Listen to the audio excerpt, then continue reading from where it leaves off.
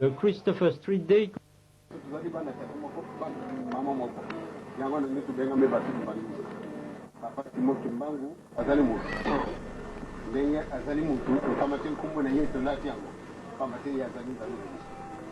Alors, c'est pas le papa Simon Kimbangu.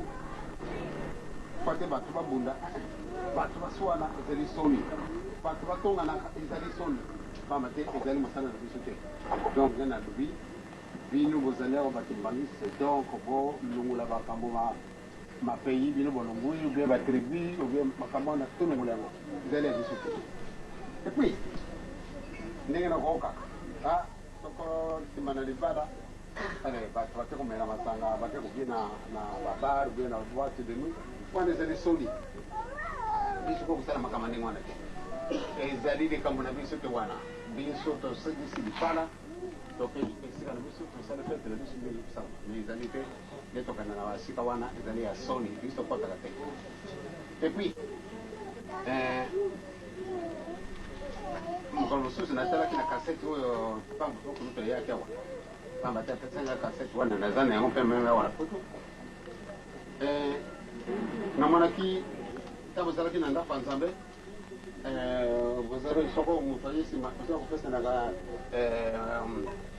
mwa babisi ndenge wana eza malamu te na kati na ndako ya nzambe bopesana mbote na ndako ya nzambe ezali malamu te pamba te namoni yango na kasete yango wana soko ye nsima okotani moninga wana boyembaka na ye likambo te pamba te bosi bokotinde te na kati na ndako ya nzambe bopesana mbote te ezali mabe.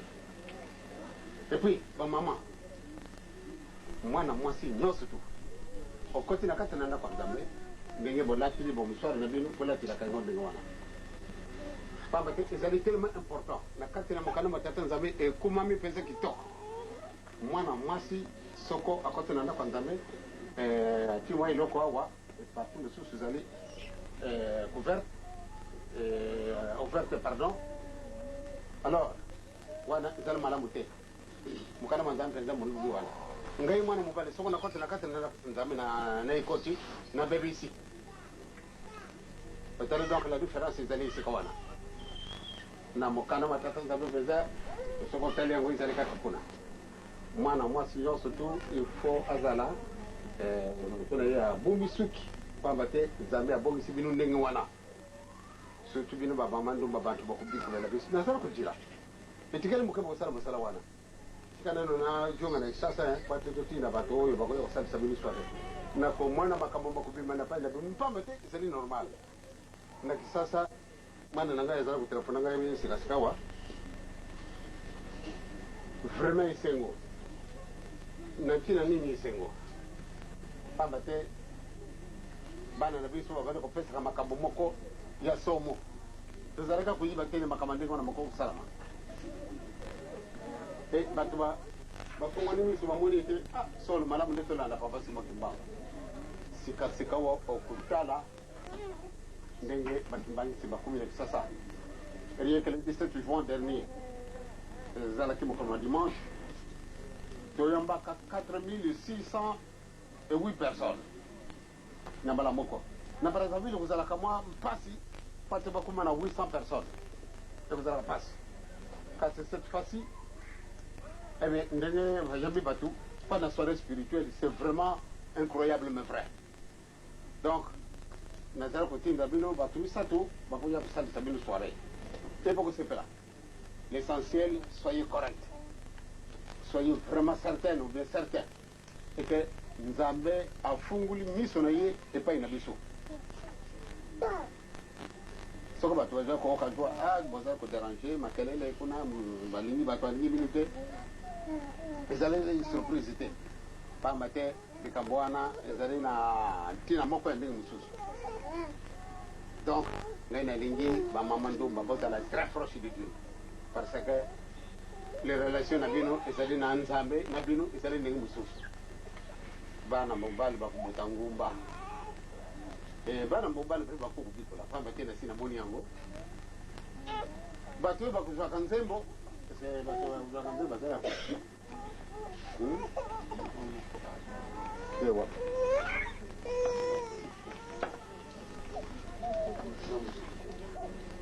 mosusu wapi ezali kilo moko monene souvent bato wana bakozwaka nzembo bazali plus tente ke n'importe bozali na batentation koleka pourquoi parce que baangeli oyo bakopesaka bino nzembo ntango bakei kaka satana mpe yaye abongisi oyo yaye po ate atungusa yo okoya yango na esika wana nde eza na bino mokumbo moko kosekana na yango te donc na esika nyonso to ezali yeba malamu ete angelu na bino azali kasi moyine satana mpe akote azali pana nini akwesa yo alungola yo eloko wana communication spirituelle bato ebele nzambe akonisi bino bato baza na kutu pamba te nalobaki yango na bruxelles soko mutu azali awa na kati na france awa lisengo nyonso lizali bovanda bino pa bovanda lisengo nyonso ti lizali okamati likambo tata Simon Kimbangu vraiment toi aussi mibeko ozali plus proche de Dieu que moi qui suis à Kinshasa parce que quand on a Kinshasa nazali na moins de tentation et que vous mutu zali awa na kati na puto soko mutu azalaka na mbuka na par exemple na Mayobe ou bien na Bandundu ou bien n'importe où mutu akozalaka kuna akozalaka Kimbangisi ya solo yini ta admire pamba te esika ye avwandi pia bayini bazali kasi na kwa admire mingi mutu azalaka kisasa azali akomi Kimbangisi convaincu aza kolandaka na kanisi approche na ye na tata nzambe ezali tellement certain pamba te ye azali na kubunda okenda wana okukuta makambo baza kosalaka wana oyo elingi yo te elingi enguma na yo te elingi mpe nzambe te banata yango wana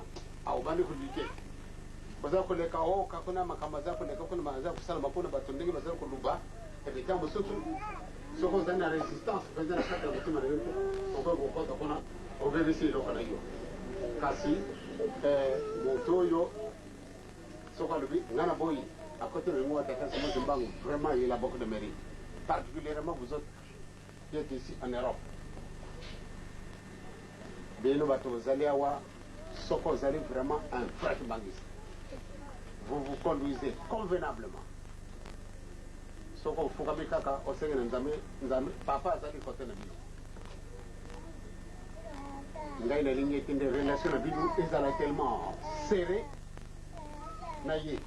Pamba te bozali bato bakodefendre cause na ye natangisaka baninga na bino balekaki awa mokana batata nzambe bondimi nde bosalela mibeko me tata nzambe ndenge nyango miko kosalama ebien solo bobule tuba vous avez beaucoup de problème ya mosala problème ya ndako problème ya mikanda makambo misato maza kotungusa bino awa kaka te meme na sisi esika nga na vwandi mimi na Bruxelles na kuti yango ba oyo na yo kuyambaka badungwe na state na Angleterre be problem wana ba oyo bazo kulungona na Allemagne oyo na kutani ba oyo badungwe na IRSS o ba yo kutani bango yo sebele makambo misato oyo mina tina nini bobu sanate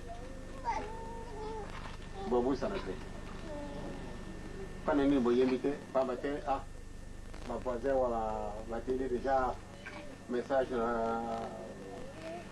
la police kona na pangwana bafundi mamoyo tara nano kona nanda kwa mama wana makelele pesa bisu moya kulala mpango zalite pour ça la buto ya sala makelele wana moju batu kwa kujemba kai donc biso na makamando wana donc wana pana nini ya quelque chose qui ne va pas et si on va quand bondela soko babeti musique ezali dérangement mais soko bango babeti musique na bango ya kubina ezali dérangement kasi na yo ekomi dérangement donc esika wana lomingi bete bozali na mokumba nzambe apesi bino mokumba oyo nzambe apesi bino malamu nde bobatela yango botambola na solo ndenge mwana papa Simon Kimbangu akotambolaka ngai kaka te nde moto na botambola papa Simon Kimbangu yo lokola ondimi ye ozali mwana na ye pamba te nzambe akongo kobongisela yo ngai nazwaka nzembo te kasi bamama bango bazwaka nzembo mpa nini ye papa Simon Kimbangu ya kopesa nzembo na pai na ngai donc oteli donc soko mi bumi malabu okoko sala misala oyo e papa ko malongo asalaka okukuleka meme ngai pamba te nzambe ntango tokoyaka wana kati na mokili nzambe akopesaka moko na eloko na ye bamosusu bazwi mitano bamosusu misato bamosusu moko na mokanama nzambe yango endeko mami donc esika wana bamama na batata solo botambola na bolingo moko bosakana te botambola na mibeko na monoko te kasi na kati na motima na bino pamba te ezali mutu moko te azwaki obligation po te elanda tata simoki mbango kasi moko azwaki apene na ye même soko mobali na ye ngai moto amemaka na lingumba wana mwasi na ngai moto amemaka na lingumba wana pamba te liboso omonaki bolingo na mobali na yo yango wana nde olandi ye ebokumpi wana nde bovanda na bino mpe ezali bokateli soko bozalaki bino mibale komela masanga ebe ntango mosusu nde bandako na bino mpe ezali désordre mais vous allez vous supporter pamba te ondimaki yango ntango mosusu ye mwasi na ngai moto amemaka na lingumba wana ezalaka na ngai fierté soko namoni ete mwana mwasi azwamaka na mobali me mwana mwasi alobi soko olingi ngai ye solo kutungusa ngai te ngai nakolanda tata simoki mbangu iliwa liba malamu nde ngai nazalaki mbangisi na kokubongwa na ndenge mosusu te ebe ntango mosusu mobali akutungusa yo kasi ala fin de fin akomwana nde solo bazali kosalaka mosala kitoko banda ntango wana batikili yo nzela ale yo mpe moke na bizale na yo mobali mpe alandi yo ezali fiere ezali fierté moko monene na ngai soko namoni mwana mwasi abundi etumba alongi mobali na ye obie mwana mobali amemi mwasi na ye obie mwana mobali pardon mwana mwasi amemi mobali na ye wana c'est-à-dire makambo mibale wana ezalaki très fier yango wana bobunda etumba sino ndenge na sina lobi oyo volonté bino bozwi po ate bokokolanda papa simoki mbangu solo ezali likambo moko très compliqué mais bobundi etumba bokomi esika elaka donc esika wana nasengi na bino ete angolais azala te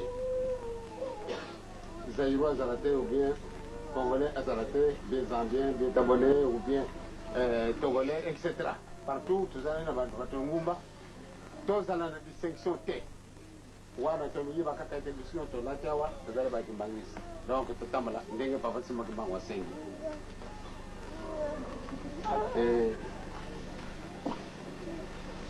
mingi tokomiyibaka te sikasikawa soko ale ngai nazali kotambola na nzela ntango nazali kotambola na nzela ndenge bolati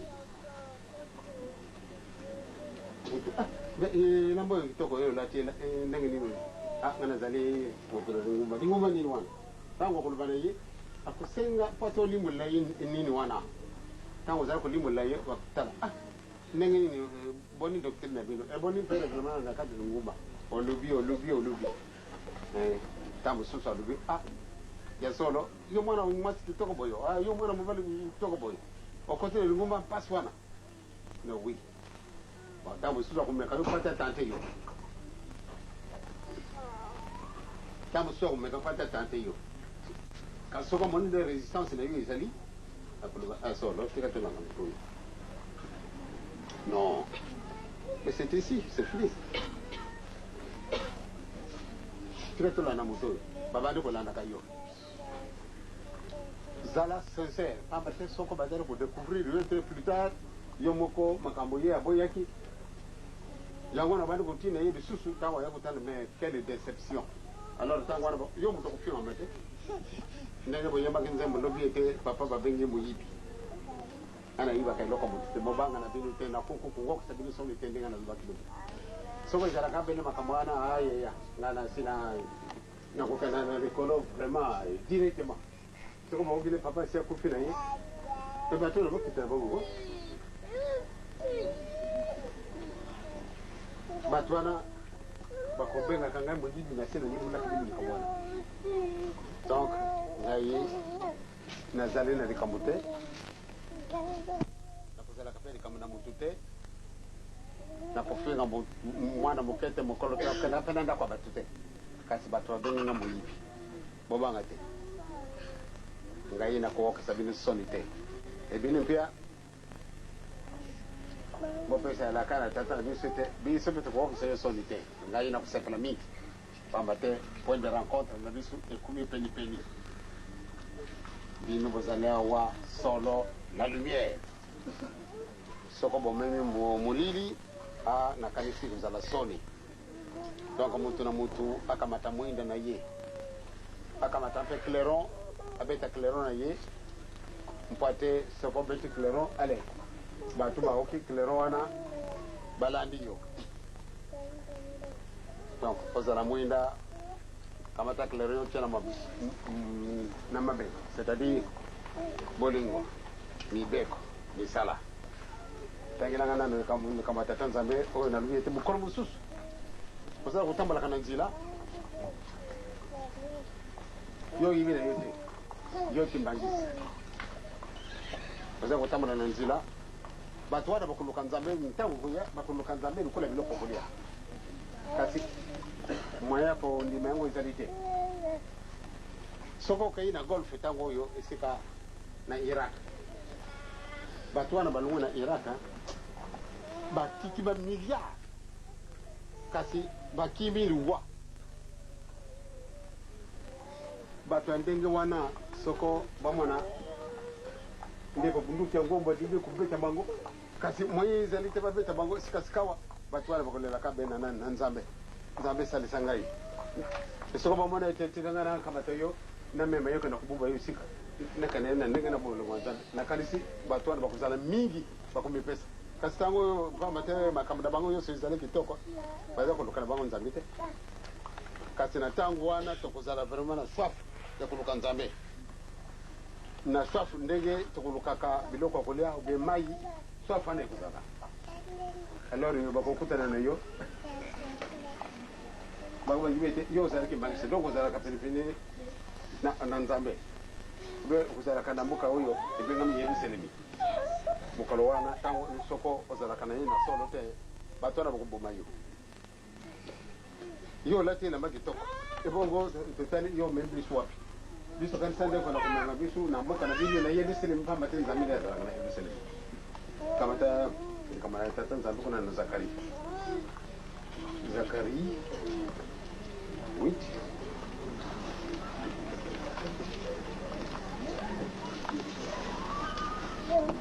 Zacharie 8, verset 20 à 23.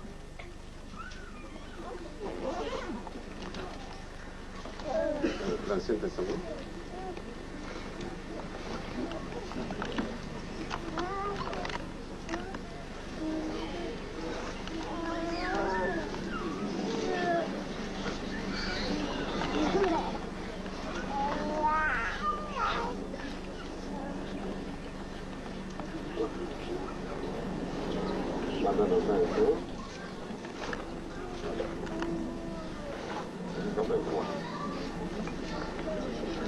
Ainsi parle l'Éternel des armées.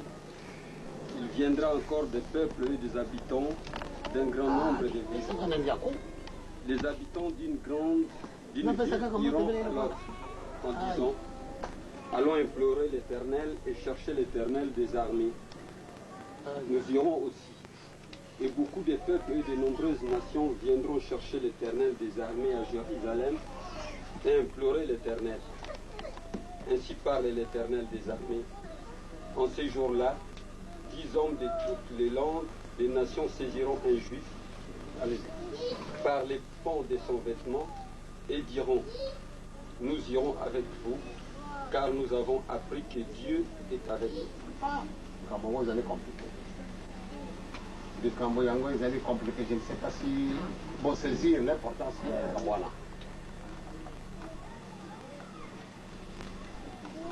10 personnes de différentes langues.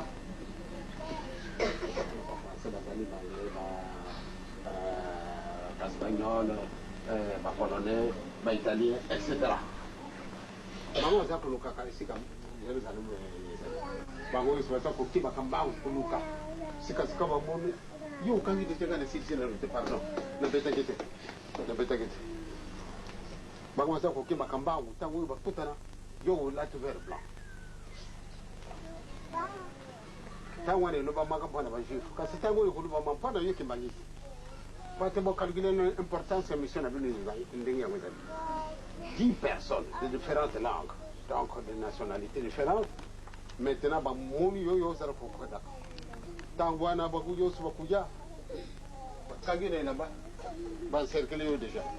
qui ont déjà. Ah, na Jérusalem.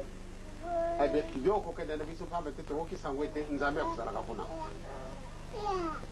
tangwa nezala ke bagi tangwa kuzala banani ya nani ngambo suso bokomana ngai papa azana le kambo kulubate yango na lubile biso yango zala persuadé kadi kambo yo kusala manadino la takaka tangwa ne soko remu oyo nzambe aza ku préparer ide na ibite ndenge to kuluka nzira to kukemina wapi. Donc, quand on est aux artistes, on va vivre,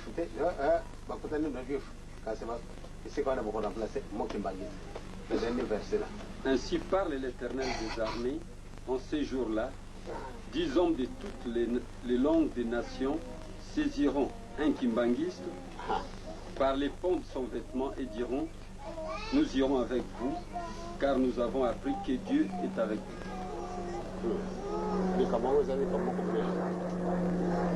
Ngai kubali sakai kwa soko na hoki yango kaka vraiment motipe na ngai na kana ngai soko na zalaka na bolingo te soko na zalaka na mibeko te soko na kusala misala ya tata te wana nzana ngai soni pamba te batu wana soko na bite ngai na bongisi nzila ba bomi yo pamba te yo zai mutu mabe donc mokolo wana ya zala pasi tangila biso na mibeko et pardon na psaume 119.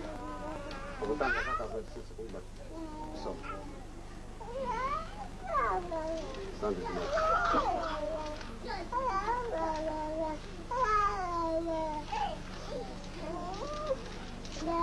119, verset 30. Jusqu'à continuer. Jusqu'à ce qu'on a arrêté. Je choisis la voie de la vérité. Qui parle? C'est nous. Qui? Ah, ok. Chacun de vous parle. Allez-y. J'ai choisi la voie de la vérité. Je place tes lois sous mes yeux. Je m'attache à tes préceptes. Éternel, ne me rends point confit. Je cours dans la voie de tes commandements, car tu élargis mon cœur. Enseigne-moi, l'Éternel, la voie de tes statuts. Merci beaucoup. Là, ce sont les moyens de vous adresser à Dieu. Même si vous avez des problèmes, adressez-vous à Dieu. Simplement en utilisant. C'est-à-dire, si j'ai choisi la fin là, ce n'est pas pour rien, ou bien 30.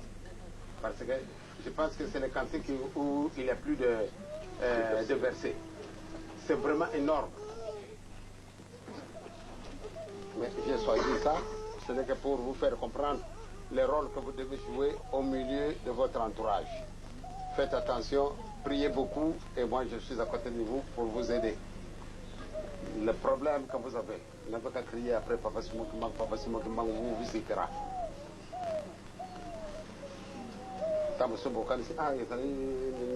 Si, si. C'est nous banana beaucoup de gens. Donc, c'est Kawana. Tokomana na kaka lobi na nda kwa nzambe na ibite siko basi ba laksi bino siko wana tokona kusambe bapi ba pesu na adresse madame de tous à la temps voilà moyen parce que nous devons boyer baisalité pas être respecté batanga kama mama oyo vraiment silki to pesu sunda ko ya bengi baninga na ye ba system pa mate de wana ba geli na yi. Allez, d'abord. Satan Zambé, on connaît Jésus et nous sommes Kita. Kita na mwana moko azaliawa. Latre molatu oya petwa. Oyo kobongisela ye manso mazani impusa. Makama mikanda, makama misala, makama isika kulala. Makama misatu oyo ezana bango pasi. Kasi mutuba kupesa wudi sadi sanzali tebelenyo. Yango ngana pesa bako na boko nza mina ngai doko kusemekana na bango yo mutu yake na bango sika sika bando kutunga mema moko na ndako na ndenga yela ki na kimia na kumu na tata mwana pia kusambe amen. Bon, je vais vous donner à chacun. Ngai la senga ka yo pesa mo mo ke mpa tenga na yam. Ça tu fais le film avec ça.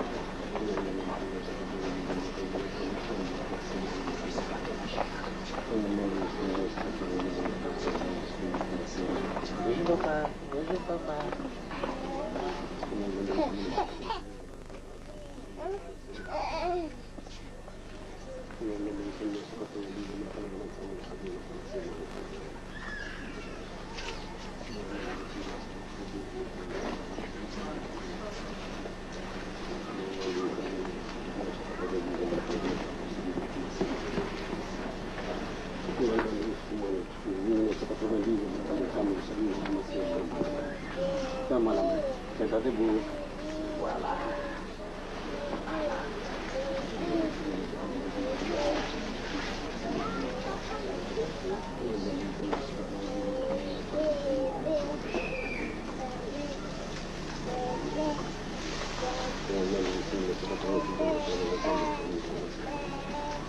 L'autre jour, tu étais à Bruxelles, non? Moi, je suis déjà vu. Et un code de route. Côte d'Ivoire, il n'est pas là, mais je suis avec Robandi.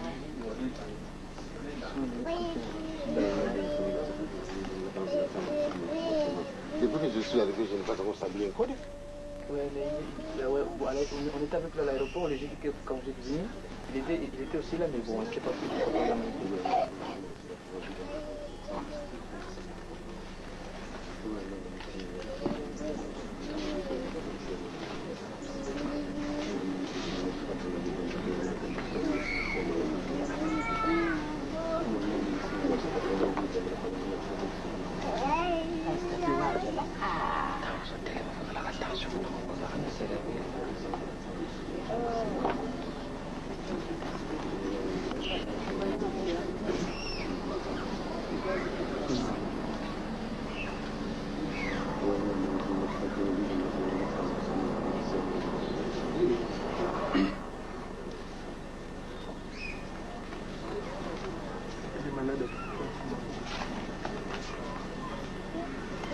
souffres de quoi? Attention. Parce que je me franc. Ah.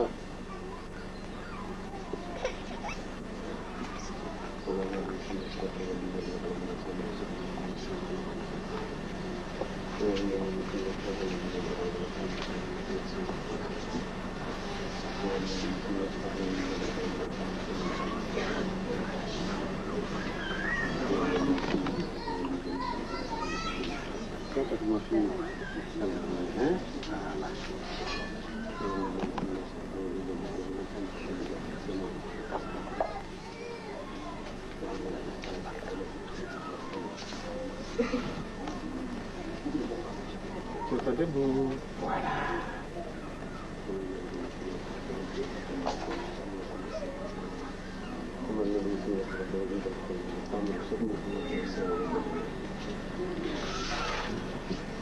Oui, ça me beaucoup à peu près.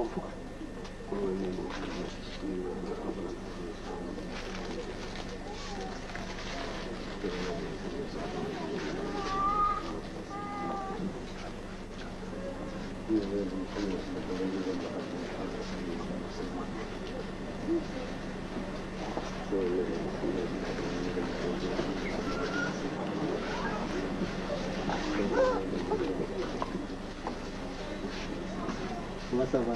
Ça va bien?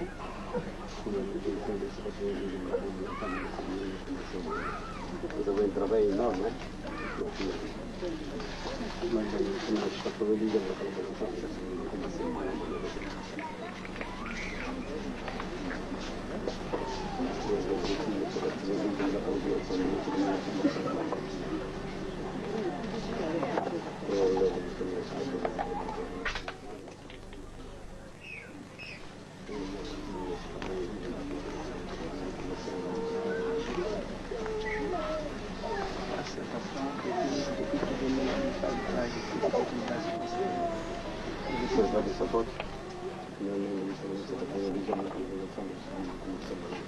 Enfin, heureusement.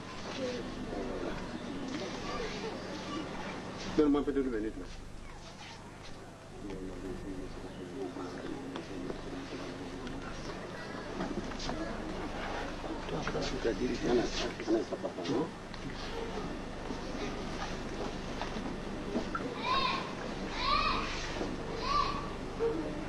Depuis sa naissance? Il attend. Oui, Ce n'est pas de sa faute, je dis. Il a quelque chose qu'on va faire. Voilà. Comme on a dit, c'est 1990, on a dit que nous sommes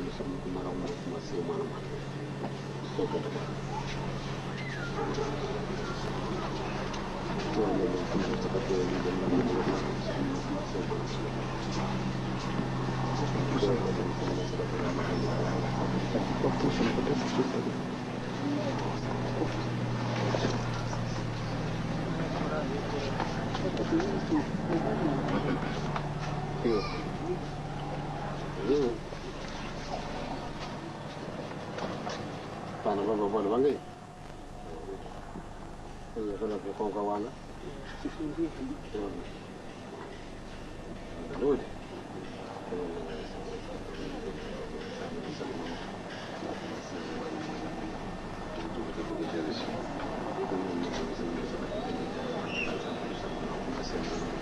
Berapa di buat ada poin?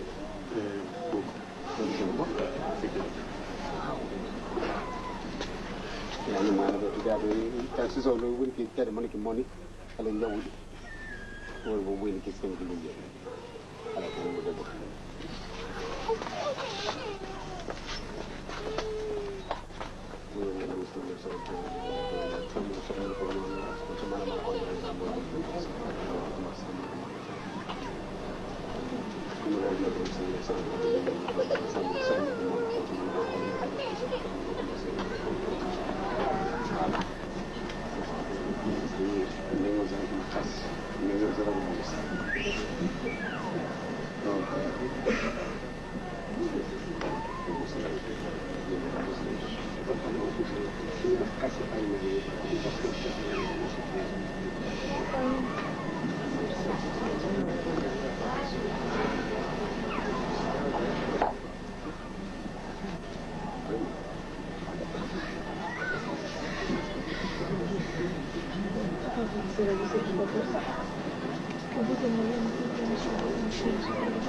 Césarienne.